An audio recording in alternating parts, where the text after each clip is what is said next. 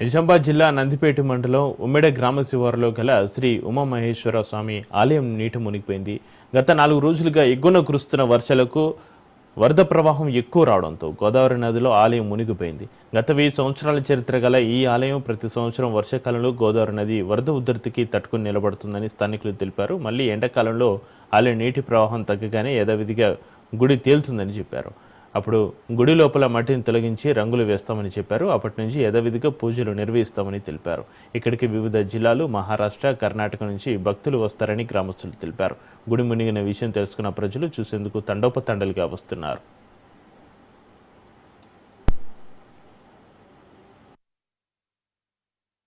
Umamaheshwara temple చాలా సంవత్సరాల నేపథ్యం చరిత్ర కలిగిన ఉమామహేశ్వర ఆలయం ఎప్పుడు కూడా ఇక్కడ ఇంత భీకరంగా వరద వచ్చినా కూడా తట్టుకొని నిలబడుతూ ఉంది.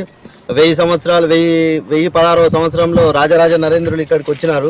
వచ్చి ఇక్కడ శిలాశాసనం కూడా ఏర్పాటు చేసి మనకు దాన శాసనం ఇక్కడ ఏర్పాటు చేసినారు. స్వయంగా అభిషేకం చేసిన చరిత్ర ఇక్కడ ఉమామహేశ్వర ఆలయానికి ఉన్నది.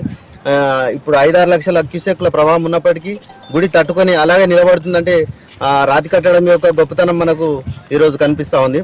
కాబట్టి ప్రతి సంవత్సరం ఇక్కడికి యాత్రికులు కానీ ఔత్సాహికులు కానీ చూడడానికి వస్తూ ఉంటారు. ఇది ఎంతో చరిత్ర కలిగిన గ్రామం మరియు ప్రకృతి పరంగా కూడా చాలా బాగా ఉంటుంది మా ఉమ్మెడ విలేజ్.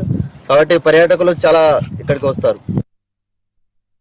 ఉమామహేశ్వర టెంపుల్ చాలా సంవత్సరాల నేపథ్యం చరిత్ర కలిగిన ఉమామహేశ్వర ఆలయం ఎప్పుడు కూడా ఇక్కడ ఇంత భీకరంగా వరద వచ్చినా కూడా తట్టుకొని నిలబడుతూ ఉంది. 1016వ సంవత్సరంలో రాజరాజ నరేంద్రులు ఇక్కడికి వచ్చినారు. వచ్చి ఇక్కడ